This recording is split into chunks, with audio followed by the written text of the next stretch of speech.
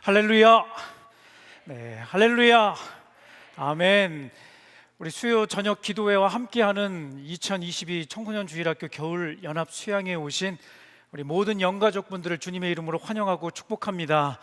또한 이 자리를 사모하고 그토록 달려나오기를 원했지만 어제 갑자기 열이 나는 바람에 어제 갑자기 컨디션이 좋지 않은 상황이 생겨 온라인으로 함께 은혜를 간절히 사모하는 우리 모든 우리 친구들, 우리 부모님들, 우리 선생님들도 각 가정 가운데 있는 그 자리 가운데 하나님 주시는 불이 떨어지는 은혜가 있기를 간절히 바랍니다. 네, 아멘, 아멘. 여러분, 수양회는 천국의 잔치입니다. 아멘이시죠? 수양회는 축제의 시간입니다. 말씀과 찬양과 기도로 우리가 새 힘을 얻고 또한 공동체 교제를 통해서 우리에게 주시는 기쁨을 충만하게 누리는 그런 시간 되기를 간절히 바랍니다. 네, 우리 학생들이 부모님들 2층에 계시다고 지금 의식해갖고 크게 대답을 못하는, 상관하지 마, 신경 쓰, 엄마가 보고 있다, 뭐 이렇게 전혀 신경 쓰지 마시고 우리 애 어디 있나, 교회 간다 그랬는데 왔습니다. 여기 있습니다. 걱정하지 마시고 눈 마주치지 마. 긴장하니까. 그래요. 우리 1층에는 우리 선생님들과 우리 학생들이 주로 앉아 계시고 2층에는 우리 부모님들이 또 함께 하고 계신데, 하나님께서 우리 모두를 주일학교에 속한 우리 피택 장로님이신 우리 이정구 집사님께서도 기도해 주신 것처럼 주일학교에 1,300여 명의 우리 선생님들이 계시고 우리 4천여 명의 학생들이 있고 그만큼의 우리 가정들이 우리에게 있는데, 하나님께서 이렇게 마음을 모으고 이렇게 집중하는 이 시간들을 통해서 말로 다룰 수 없는 은혜를 부어주시기를 간절히 바랍니다. 또한 간절히 바라는 것은, 여러분, 이 시간 이후로 우리 서로 뭔가 달라지고 변화된 모습으로 가정에서, 그리고 학교에서, 그리고 교회에서 만날 수 있었으면 좋겠습니다. 지난 1월 초 발간된 책의 내용을 하나 잠깐 소개해 드리도록 하겠습니다. 화면을 참고해 주시면 좋을 것 같고요. 자기계발 일반 도서인데요, 책의 제목은 인생의 변화는 말투에서 시작된다라는 책입니다. 책의 앞부분에 제가 캡처를 해서 이렇게 인용을 해드립니다. 미국 도서시장에서 일주일 만에 무려 20만 권이 팔린 어마어마한 책이 있었다고 합니다. 이 책의 제목은 30일 만에 당신의 아내를 변화시키는 방법, 영어로 하면 How to Change Your Wife in 30일. 그런데 더 이상 이 제목으로는 책을 찾을 수 없다고 합니다. 왜냐하면 누군가 실수로 Your Life인데 Your Wife로 오타를 낸 거예요. 출간된 지 일주일이 돼서야 이 오타를 발견하게 되었고, 출판사는 급히 그 책을 이렇게 회수를 해서 제목을 바꿔서 다시 시장에 내놓았다고 합니다. 원래 제목대로 How to Change Your Life in 30일. 그러자 이해할 수 없는 놀라운 일이 벌어졌다고 합니다. 30일 만에 당신의 아내를 변화시키는 방법은 일주일 만에 20만 권이 팔렸는데, 30일 만에 당신의 인생을 변화시키는 방법은 한 달 동안 딱 2권밖에 안 팔렸다는 거예요. 책의 저자는 이 상황을 다음과 같이 분석을 합니다. 사람들은 모두 자신을 변화시키기보다 남을 변화시키기를 원한다. 동의하시나요?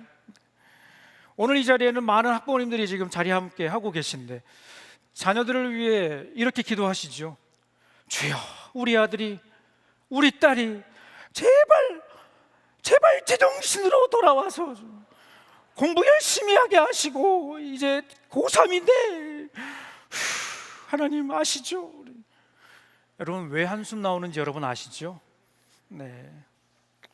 그런데 부모님들은 그거 아시나요? 우리 아이들은요, 부모님을 위해서 이렇게 기도합니다.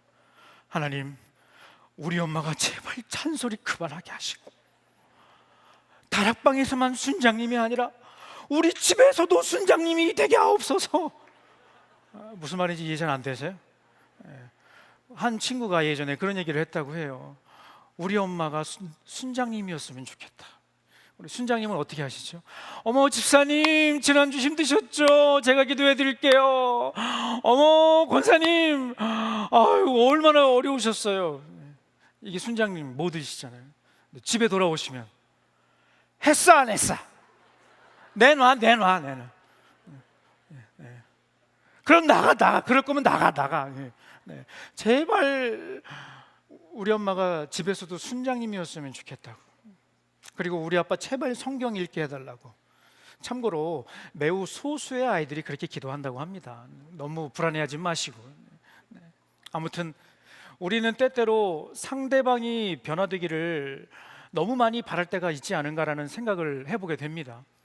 앞서 말씀드렸던 것처럼 이 시간을 통해 이렇게 소중한 이 엄중한 코로나 상황 가운데 여러분 오늘 확진자가 17만 명이 넘었어요. 안 놀라네, 그렇지? 네. 한 100만 명 나와야 놀라 기절하시겠니? 네. 17만 명이 나왔는데 이 자리에 모일 수 있다는 것 기적인 줄로 믿으시기 바랍니다. 아멘, 아멘. 이렇게 귀한 시간을 통해 내가 먼저 은혜 받고 내가 먼저 변화되어서 다른 사람에게 축복을 흘려보내는 귀한 은혜 통로가 되기를 간절히 바랍니다. 아멘. 오늘 우리가 함께 읽으신 이 베드로전서는 서신서, 즉 편지입니다.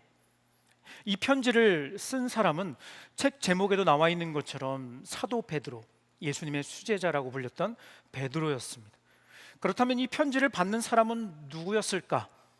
베드로전서 1장 1절 2절 말씀을 우리 다 함께 같이 읽도록 하겠습니다. 함께 읽습니다. 예수 그리스도의 사도 베드로는 본도, 갈라디아, 갑바도기아, 아시아와 비두니아에 흩어진 나그네 곧 하나님 아버지의 미리 하심을 따라 성령이 거룩하게 하심으로 순종함과 예수 그리스도의 피 뿌림을 얻기 위하여 택하심을 받은 자들에게 편지하노니 은혜와 평강이 너희에게 더욱 많을지어다. 아멘.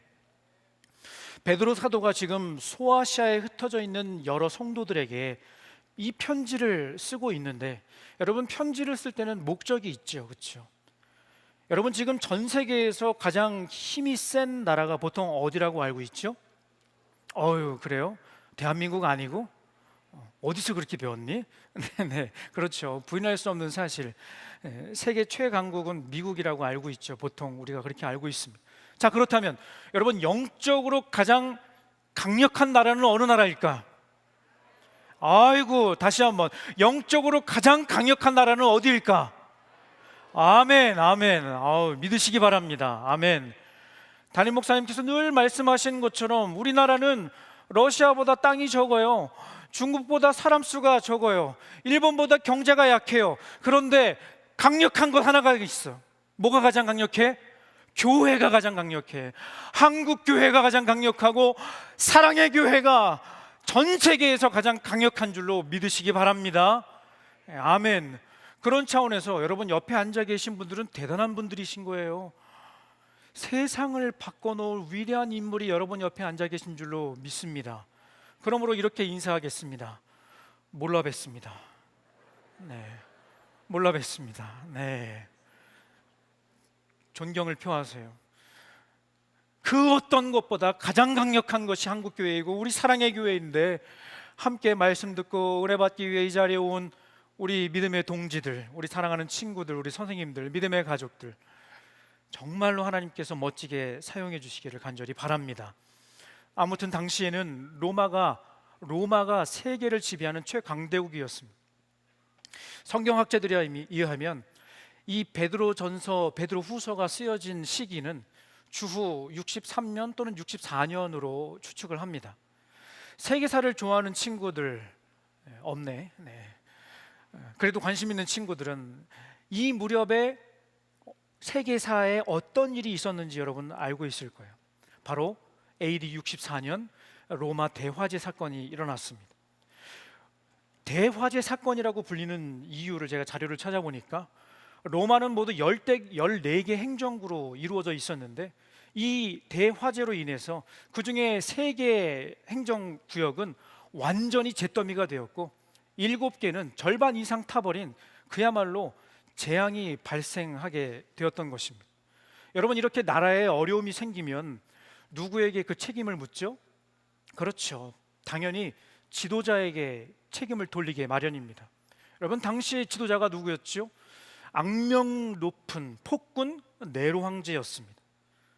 그러다 보니 민심이 흉흉해지고 지금식으로 말하면 그의 지지율이 완전 곤두박질 치고 있는 그런 상황 가운데 가만히 있을 네로 황제가 아니었다는 거죠. 이 모든 원인과 책임을 누구에게로 돌렸을까? 바로 안 그래도 평소에 정부 정책을 따르지 않고 미운 털 박혀 있었던 그리스도인들에게 속된 말로 완전 뒤집어 씌우게 된 것입니다. 이로 인해 그리스도인들은 왕따 수준이 아니라 삶의 벼랑 끝까지 내몰려 오랜 기간 동안 그야말로 말로 다 할 수 없는 핍박을 받았습니다. 그 후로도 당시 성도들은 예수님을 믿는다는 단 하나의 이유 때문에 수많은 어려움을 겪었습니다. 히브리서 기자는 이때 일어났던 일들을 다음과 같이 증언하고 있습니다. 히브리서 11장 36절, 37절 우리 두 절 말씀을 같이 한번 읽도록 하겠습니다. 함께 읽습니다.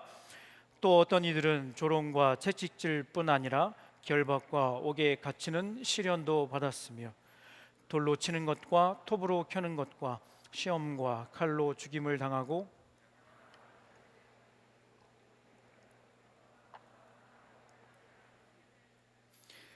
여러분, 이것은 일어날지도 모른다가 아니고 앞으로 일어날 것이다도 아닌 실제로 일어났던 일이었습니다. 이 처참한 일들이 살아있는 사람을 대상으로 일어났다는 사실에 놀라야 돼요. 가끔 우리 친구들 중에 목사님, 우리 엄마가 저를 너무 힘들게 해요. 이거 완전 핍박 수준이에요. 이거 핍박이에요. 핍박. 핍박이 무슨 단어인지는 알고 있니? 근데 핍박 수준이에요. 이렇게 얘기를 해요. 그래, 무슨 일인데? 엄마가 맨날 공부만 하라고 그러고요. 공부 열심히 하다가 잠깐 진짜 쉬는 시간 한 5분 그때 유튜브 보는데 유튜브 보고 있다. 뭐 하니? 그러면서 등짝 스매싱을 팍 날리는데 여러분, 등에 고난의 흔적이 있어 없어? 하나씩 다 갖고 계시잖아요. 그렇죠? 네. 맞을 일을 했네. 그렇죠? 는 아니고, 네. 2층에 계신 부모님들보다 1층에 계신 우리 학생들이 많기 때문에 저는 여러분의 편을 들고 싶습니다. 는 아니고, 는은 아니고. 당시 그리스도인들이 겪고 있는 고난과 핍박, 언제 이 고난이 끝날 것인가? 여러분, 우리가 여러분이 잠시 잠깐 겪는 어려움들은요, 사실 고난이라고 핍박이라고 하기에는요, 사실 좀 부끄러운 거예요. 우리 부모님들 오늘 참 잘 오셨습니다. 우리 사랑하는 자녀들에게 그동안 표현하지 못하셨던, 그동안 고백하지 못하셨던 이 말씀 이 자리에서 한번 해주시겠습니까? 저를 한번 따라 하시겠습니다. 사랑해, 축복해. 다시 한번 사랑해, 축복해. 왜 이렇게 어색하게 들리는지. 1층에 있는 아이들은 그런 단어가 있어요? 그런 단어가 우리 집에서 사용이 돼요? 뭐 이런 표정으로 지금 그런 표정 아니죠, 그렇죠? 자, 우리 1층에 있는 친구들은 뒤돌아보지 마시고 눈 마주치면 불안하니까 있는 자리에서 이렇게 하겠습니다.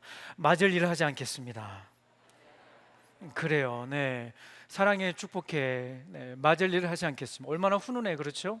그래요. 여러분, 오늘 예배 마치고 집에 들어가면 가정의 평화가 회복될 줄로 믿습니다. 당시 그리스도인들이 겪고 있는 고난과 핍박, 정말로 말로도 할 수 없는 어려움이었다는 거죠. 성도들은 눈물과 기도로 하나님께 매달렸을 것이고, 우리가 잘 알고 있는 찬송가 가사처럼 환난과 핍박 중에도 성도는 신앙 지켰네. 이 신앙 생각할 때에 기쁨이 충만하도다.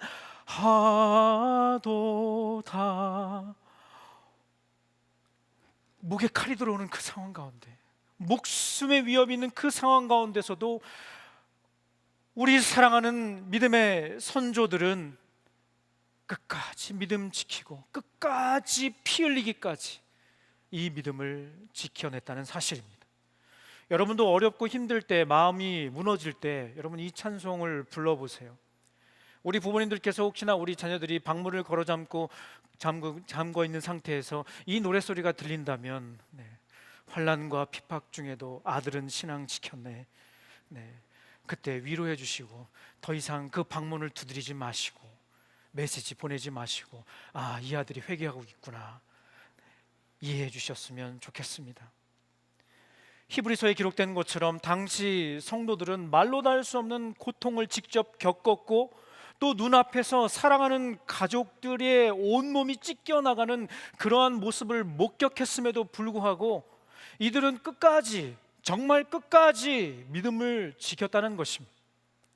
이 고난의 시기는 기독교 역사의 한 획을 긋는 주후 313년 로마의 국교가 기독교가 되기 이전까지 이어졌습니다. 무려 240년이라는 긴 시간 동안. 올해는 2022년, 전 세계 코로나 3년차를 맞이하고 있습니다. 만 2년을 꽉 채우고 인류는 코로나 바이러스를 향해 이런 메시지를 던지기 시작했습니다. 이제 그만하자. 지금 확진자 숫자가 말씀드렸던 것처럼 17만 명을 돌파한 이 상황 가운데 예전 같았으면 상상할 수 없는 일입니다.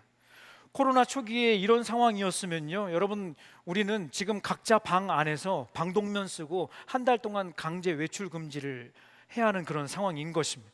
그때와 지금 코로나의 엄중한 상황은 달라진 게 없어요. 다만 치명률과 중증도가 약해졌다는 분석이 나왔을 뿐이죠. 그리고 이를 근거로 전 세계는 이제 마스크를 벗고 결별은 불가능하니까 풍토병으로의 전환이라는 그럴싸한 이름을 내놓고 코로나와 불편한 동행을 하기로 선택을 한 것이죠. 여러분, 그동안 얼마나 고생이 많았어요. 이 와중에 기독교와 교회는 말로 다 할 수 없는 핍박을 받았습니다.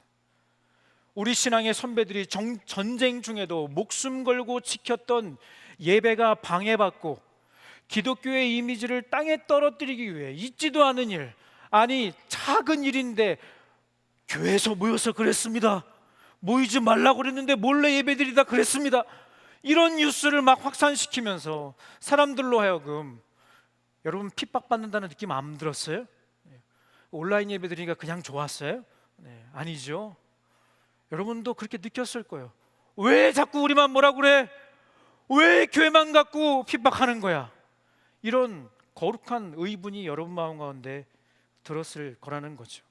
그럼에도 불구하고 여러분, 끝까지 현장 예배를 사수하고 모이기를 힘쓰며 교회를 지킨 여러분을 축복합니다. 저를 한번 따라하겠습니다. 끝까지 싸워 승리합시다. 다시 한번 주먹을 불끈 쥐고 끝까지 싸워 승리합시다. 아멘, 아멘. 당시 성도들은 이런 굳은 결의와 다짐을 가지고 240년이라는 긴 시간을 버티고 또 버텼던 것입니다. 그에 비하면 우리는 많이 부끄럽지만 아무튼 언제 끝날지 모르는 이 고난의 터널을 지나고 있는 성도들에게 사도 베드로는 그의 마음을 담은, 그의 전심을 담은 소망의 편지를 지금 써 내려가고 있는 것입니다. 여기서 중요한 거 한 가지가 있습니다. 그것은 바로 베드로가 말하는 소망의 근거와 이유가 너무나 명확하다는 겁니다. 오늘 본문 말씀을 우리 메시지 성경 버전으로 다시 한번 읽어보겠습니다. 우리 개역개정 성경으로도 충분히 이해가 되지만 메시지 성경을 읽으면 조금 더 마음에 와닿을 거예요. 함께 같이 읽도록 하겠습니다. 1장 3절 메시지 성경 버전 같이 읽습니다. 우리 안에 계시는 하나님은 얼마나 놀라운 분이신지요, 우리 주 예수 하나님을 모신 우리는 얼마나 복된 사람들인지요, 예수께서 죽은 자들 가운데서 다시 살아나심으로 우리는 전혀 새로운 생명을 받았고 가장 중요한 삶의 목적을 얻게 되었습니다.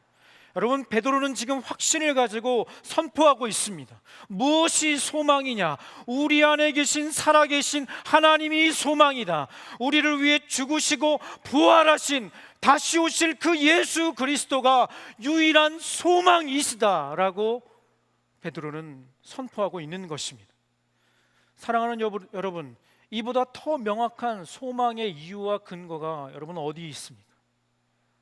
우리는 이 엄중한 팬데믹 상황 가운데 세상 그 어디에서도 소망을 찾을 수가 없어요. 소망은커녕 연속되는 실망뿐이에요. 물론 백신과 치료제가 당연히 필요하지만 처음 말했던 거랑 너무 많이 달라요. 예상과 빗나간 것이 정말 많았어요. 우리는 100년에 한 번 있을까 말까 한 이 일을 겪으며 한 가지 확실한 교훈을 여러분 붙잡기만 한다면 우리는 승리한 것입니다. 그것은 바로 예수님이 우리의 유일한 소망이 되신다는 사실입니다. 아멘이시죠? 베드로 사도가 이처럼 예수님만이 유일한 소망이 되심을 담대하게 선포할 수 있었던 이유는 그에게 개인적인 생생한 체험이 있었기 때문입니다. 사랑하는 여러분, 우리가 잘 알고 있는 것처럼 은혜와 부흥은 체험이 되어져야 하는 거예요. 담임 목사님 자주 말씀하시는 것처럼 은혜와 부흥은 체험되어야 한다는 거예요. 저를 한번 따라해 볼까요? 은혜와 부흥은 체험되어야 한다. 그렇습니다. 단지 머릿속에 지식이나 성경 고사대회 1등 했다고 자동적으로 따라오는 것이 아니라는 거예요. 그렇다고 오해하지 말기를 바랍니다. 우리 사랑의 교회가 전국대회 1등을 해서 하는 이야기예요. 얼마나 자랑스러운지 이 자리를 통해 다시 한번 감사의 마음을 전합니다. 다 잊어먹었지? 네. 아니죠. 여러분 뼛속까지, 여러분 세포 하나하나까지 그 말씀을 새기고 마음속에 기억하고 있는 줄로 믿습니다. 저에게도 그동안 저의 학창시절, 특별히 지난 여러분처럼 초등학교, 중학교, 고등학교를 지나면서 저에게도 이 예수님만이 유일한 산 소망이 되심을 깨닫게 해주시는 여러 가지 사건들이 많이 있었습니다. 제가 소년부에서 오랫동안 사역하면서 설교할 때 가끔 말씀을 드린 적이 있고, 제가 고3 수험생부에 와서 우리 선생님들께도 간혹 우리 설교 중에 말씀을 드렸던 내용이 있었습니다. 오늘은 최초로 그 모든 자료 사진을 한 자리에서 보여드리는 그런 기회를 여러분들에게 드리겠습니다. 여러분 놀라지 마시고 사진을 하나 보여드리겠습니다. 네, 같은 인물입니다. 동일 인물입니다. 오히려 오해하지 마시고 성형 의혹 뭐 이런 거 하지 마시고 이민영 학생의 노년 초등학교 졸업식, 그리고 이민영 학생의 언북중학교 졸업식 사진, 그리고 이민영 학생의 대상문고 졸업식의 졸업사진. 그냥 상문고가 아니라 무슨 상문고다? 대상문고다. 그렇다. 서울고 상처받지 말기를 바란다. 여러분 컬러 사진이니까 그렇게 오래된 거 아니니까 너무 이렇게 너무 거리두기 하지 마시고. 여러분 다 착하게 생겼어요. 그렇죠? 그런데 미묘한 차이가 있다는 걸 여러분 발견하기를 바랍니다. 두 번째 표정에서 세 번째 표정으로 지나는 시간, 저에게는 많은 일들이 있었습니다. 초등학교 때는 그냥 진짜 수줍음 정말 많은 그런 어린이였어요. 지금처럼 키도 작았고, 물론 중학교 때도 작았고 고등학교 때도 작았지만 초등학교 때도 여전히 비슷했던, 진짜 다른 사람 앞에서 말 한마디 못하고 수줍음 많고 뭐 질문하면 아니 그게 아니고 막 이렇게 해서 막 혼나기도 했던 그런 착한 어린이, 이민영 어린이였습니다. 그런데 저에게도 사춘기가 찾아왔었습니다. 여러분 가끔 저한테 그런 질문을 해요. 목사님도 사춘기가 있으셨나요? 훌륭한 질문입니다. 저도 여러분처럼 당연히 사춘기를 겪었죠. 방문 세게 닫았다가 아버지한테 뭘로 맞았다? 기억하세요? 여러분 세탁기에 그 물이 빠지는 호수가 있어요. 그 당시에는 그 반자동이어서 이제 세탁을 하는 세탁기가 이렇게 있고 탈수를 하는 탈수기가 이렇게 있는데, 세탁기는 이렇게 호수가 그렇게 크지가 않아요. 그런데 세탁을 다 한 다음에 물을 짜기 위해서 이 탈수기라는 거에 이렇게 넣거든요. 그 호수가 굉장히 두껍고 길어요. 제가 한번 사춘기 반항한다고 소리 지르고 방문 닫았다가 저희 아버지께서 방문을 열쇠로 여시고 손에 들려진, 여러분 어떤 소리가 나냐면 이렇게 소리가 나요. 네. 네. 아동학대 아니에요. 네, 네. 당시에는 그런 소리를 할 수가 없었어. 네. 그냥 때리면 맞아야 되는 거야. 잘못했지. 네, 네. 생각해 보면 여러분을 존중합니다. 물론 화날 때도 있지만 여러분 조금만 생각해 보면 부모님의 말씀이 맞아요. 여러분 그거 아세요? 네, 네, 그래요. 여러분 편든다고 그러고 자꾸만 2층 의식을 하네. 네, 네, 네. 2층에도 많이 계시니까 저를 위해 기도해 주시는 많은 기도 후원자들이 계시니까 그런 걸로 막 맞았어요. 네. 그러다 보니까 막 주눅이 들고 여러분 맞는다고 그래서 막 이 나쁜 마음이 막 그냥 금방 고쳐져요? 아니죠. 더 반항심이 생겨요. 두 번째 사진, 여러분 세 번째 사진 안 보여줘도 돼요. 네, 네, 안 보여주셔요. 고맙습니다. 네, 두 번째 사진과 세 번째 사진은 좀 차이가 좀 있어 보이죠. 이 중간에 저에게 큰 정말 저의 삶을 완전히 변화시킨, 저의 생각을, 저의 표정을, 저의 마음을 완전히 바꿔놓은 사건이 있었습니다. 오늘은 시간 관계상 간단하게 말씀을 드리려고 해요. 바로 다음 사진에 나오는 분이 저에게 결정적인 영향을 주신 분이십니다. 바로 저희 아버지입니다. 몇 번 여러분들에게 소개를 해드렸었는데 저희 아버님은 CEO이셨습니다. 저희 아버님이 이끄시는 기업은 라이스 마켓이라고 해서 여기 사진이 조금 이렇게 잘렸는데요. 노년 쌀상회, 서울시 강남구 노년동 195-1 사무연립 A동 지하 2호였습니다. 아직도 주소를 기억을 해요. 저희 아버님이 그 쌀가게 앞에서 멋지게 팔뚝이 막 운동을 하셔갖고요. 이거 휘두르는 거는 보통 일이 아니신 거예요. 아무튼 저희 아버님이 교회를 안 다니셨어요. 사진 내려주셔도 됩니다. 저는 어릴 때 이제 모태 신앙이었는데 저희 엄마가 저와 저 여동생을 교회를 데리고 다니셨어요. 물론 저희 아버지는 계속 교회를 안 다니셨어요. 아빠 교회 가세요. 가실래요? 그러면 안 가. 니네나 가. 다음 주에 또 물어봐. 아빠 교회 가실래요? 오늘 교회 가면 뭐 주는데. 안 가. 니네나 가. 그리고 아버지는 일요일이 되면, 주일이 되면 낚시 가방 메시고 엄마가 그렇게 잔소리를 하시는데도 집을 탈출하셨어요. 그리고 밤새 낚시질을 하시고 다음날 새벽에 들어오셨죠. 물론 많이 잡고 오실 때도 있었지만 못 잡고 오실 때도 있었습니다. 아무튼 모태신앙이었지만 저는 어렸을 때 그냥 교회만 왔다 갔다 하는 그런 어린이였어요. 제 모 교회가 역삼역에 위치한 충현교회인데 충현교회에서 그 밑에 내려다 보면 차병원 사거리 뒷골목에 영동 오락실이라고 있었어요. 저는 교회를 간다고 집을 나왔어요. 엄마 교회 다녀올게요. 그리고 교회를 향해 갑니다. 가다 보면 제 눈에 띄는 큰 표지판이 하나가 있어요. 영동 오락실. 저는 그곳을 그냥 지나칠 수가 없는 거예요. 한 판만 하고 가자.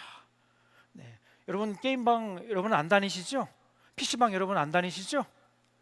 여기서 고개 끄덕끄덕하면 큰일 난다. 한 판만 하고 가야지. 100원짜리 동전 한 번만 하고 한 게임만 하고 가야지 했는데 그게 돼요, 안 돼요? 안 돼요. 어머나, 예배가 끝날 시간이 다 됐네. 그냥 가면 바로 걸려. 증거물이 필요해. 교회로 달려갑니다. 교회 입구에 놓여져 있는 작은 종이가 있습니다. 바로 주보라고 하는 것입니다. 그 종이를 들고, 너무 좋은 거 알려주는 거 아니지? 다음 주부터 우리 청소년 주일학교는 주보를 없애도록 하겠습니다. 피해를 방지하기 위해서 QR코드로 확인하도록 하겠습니다. 그 주보를 가지고 가면 엄마가 물어보세요. 오늘 무슨 말씀 들었니? 그럼 대답 두 가지만 하면 돼. 하나님 날 사랑하신대. 다음 주는 예수님 날 위해 죽으셨대요. 이 두 가지만 대답하면 돼. 더 이상 다른 어려운 대답은 없습니다. 여러분, 하나님이 날 사랑하시고 예수님 날 위해 죽으심, 그 대답만 하면 되는 거예요. 그렇죠?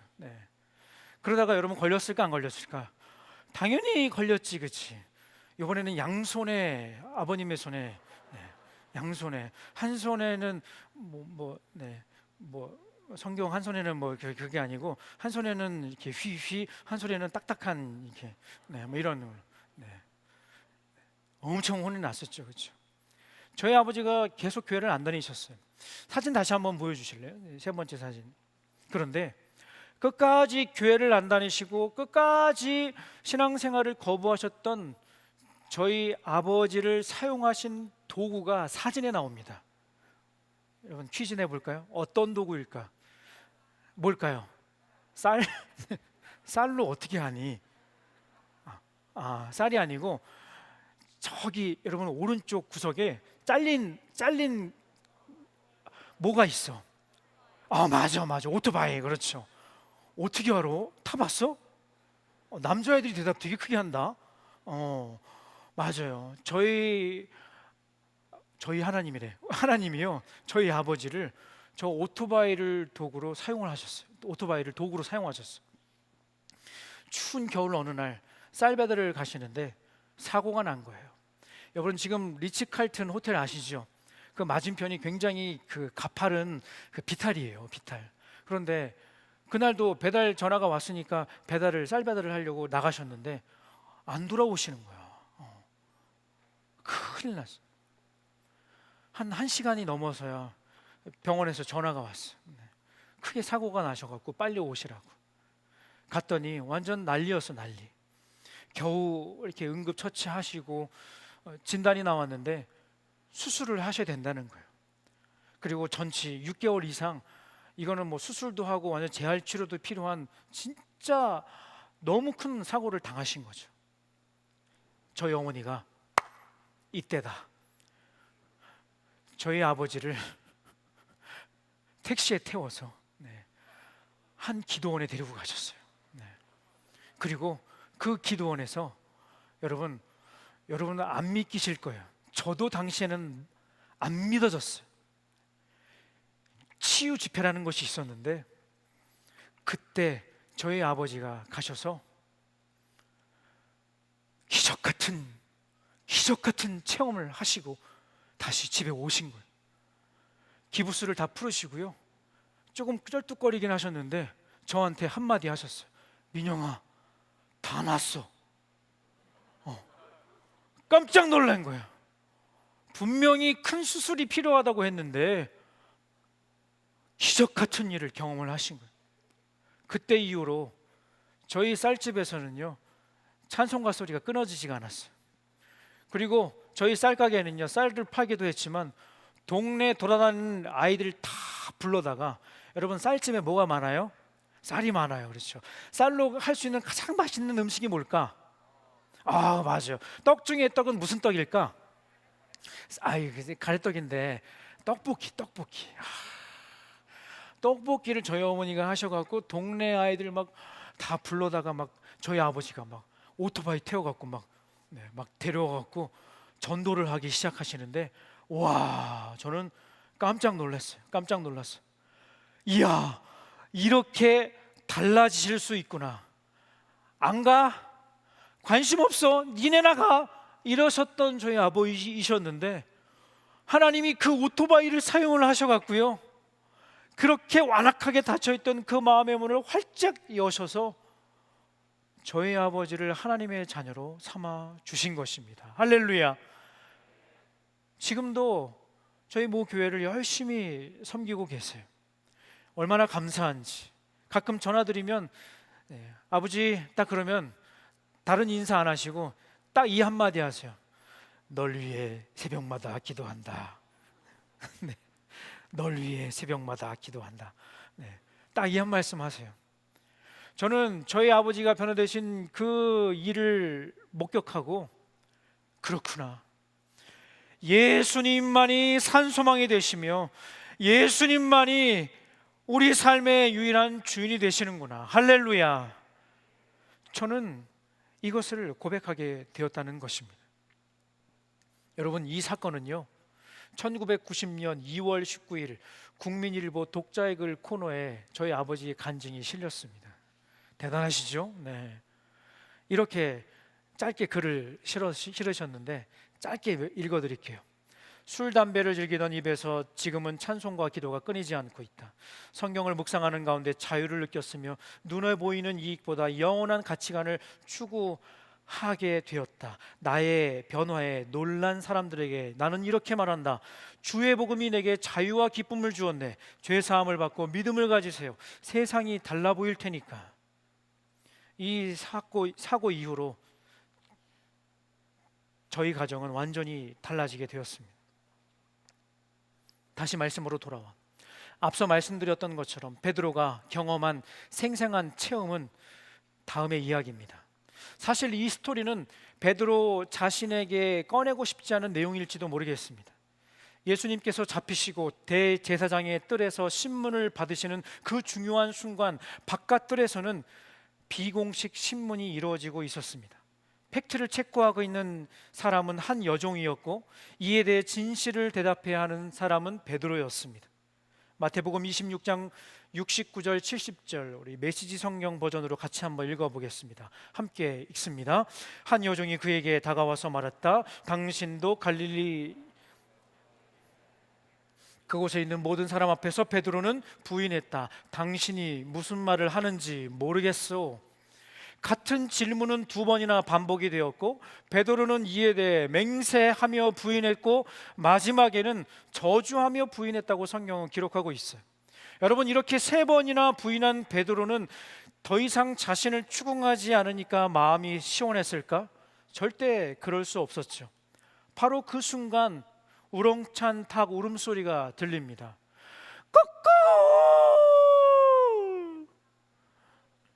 수탉이라서 그래. 마태복음 26장 75절 같이 읽겠습니다. 바로 그때 수탉이 울었다. 베드로는 수탉이 울기 전에 내가 나를 3번 부인할 것이다 라고 하신 예수의 말씀이 생각났다. 그는 밖으로 나가서 하염없이 흐느껴 울고 또 울었다. 여러분, 이 눈물이 의미하는 바가 무엇인지 알고 계시나요? 그렇습니다. 베드로는 지금 실패와 좌절 그리고 스스로에게 실망한 눈물이었습니다. 나는 이것밖에 안 되는구나. 수제자라고 그렇게 자부했는데 너무 부끄럽고 죄송한 마음에 그의 모든 것이 무너져 내리는 순간이었을 것입니다. 그리고 베드로는 사람 낚는 어부가 아닌 고기 잡는 갈릴리 어부로 돌아가게 되죠. 요한복음 21장 3절 말씀에 나는 물고기 잡으러 가노라 라고 이야기합니다. 베드로가 이렇게 저 이제 다 관두고 다시 물고기 잡으러 갑니다 라고 했을 때 그를 찾아와 부르시는 예수님의 음성이 있었습니다. 요한복음 21장 17절 말씀 같이 읽겠습니다. 함께 읽습니다. 요한의 아들 시몬아, 내가 나를 사랑하느냐 하시니 주께서 3번째 내가 나를 사랑하느냐 하심으로 베드로가 근심하여 이르되 주님, 모든 것을 아시오매 내가 주님을 사랑하는 줄을 주님께서 아시나이다. 예수께서 이르시되 내 양을 먹이라. 여러분, 예수님께서 이렇게 그 자리에 다른 제자들도 많이 있었는데 베드로를 콕 집어갖고 그것도 3번이나 집요하게 물어보신 것은 그만큼 베드로를 끝까지 사랑하셔서 그를 변화시키셔서 회복을 넘어 부흥의 도구로 사용하기 원하시는 예수님의 특별한 계획이 있으셨다고 저는 믿습니다. 여러분, 예수님이 그에게 다시 찾아오시기 전까지 베드로 스스로 얼마나 좌절이 되고 낙심이 되었을까? 여러분, 실패한 이후에 한때 잘 나갔던 베드로를 찾아주는 사람은 더 이상 없었습니다. 하지만 부활하신 예수님께서 그를 다시 만나주시고 절망 가운데 있었지만 난 이제 안 되는구나, 난 완전 실패자이구나 라고 좌절하며 머물러 있었던 베드로에게 다시 찾아오셔서 그를 산 소망의 증인으로 삼아 주신 것입니다. 말씀을 정리하겠습니다. 여러분, 이번 청소년 겨울 연합 수양회를 통해서 어제나 오늘이나 영원토록 변함없으신 우리 주님만이 여러분의 삶의 답이 되시고 유일한 산 소망이 되심을 실체로 경험하는 그런 은혜가 있기를 간절히 바랍니다. 여러분에게 힘든 일이 있어요. 어려운 일이 있어요. 경제적으로 또한 관계의 문제로 부모님과 어려운 일들 때문에 누구에게도 말할 수 없는, 정말 나랑 가장 친한 친구에게도 말하기 힘든 그런 힘든 일들이 있을 거예요. 여러분, 간절히 바랍니다. 여러분, 이번 수양의 가운데, 기도의 시간 가운데 마음껏 하나님께 부르짖고 마음껏 여러분의 마음을 토해내고 마음껏 하나님을 만나서 여러분의 삶 가운데 유일한 삶의 주인 다 포기하고 싶지만 아무것도 소망이 되는 것이 없는 것 같아 보이지만, 여러분 마음 가운데 그 중심에 여러분 어릴 때부터 듣고 배운 그리고 믿고 있는 그 예수님이 우리의 소망 되심을, 산 소망 되심을 확실히 붙잡는 저와 여러분 되기를 간절히 바랍니다. 그리고 다음의 말씀이 여러분의 삶의 열매로 맺혀지기를 소망합니다. 마지막으로 베드로전서 1장 6절 7절 말씀 읽고 함께 찬양하고 기도하겠습니다. 함께 읽습니다. 그러므로 너희가 이제 여러 가지 시험으로 말미암아 잠깐 근심하게 되지 않을 수 없으나 오히려 크게 기뻐하는도다. 너희 믿음의 확실함은 불로 연단하여도 없어질 금보다 더 귀하여 예수 그리스도께서 나타나실 때에 칭찬과 영광과 존귀를 얻게 할 것이니라. 아멘. 여러분을 잠시 근심하게 하는 어려움이 있다 할지라도 산소망 되시는 예수님 때문에 기쁨이 회복되고 감사가 회복되는 은혜가 있기를 간절히 바랍니다. 다시 오실 그 예수님께서 여러분을 칭찬하실 것입니다.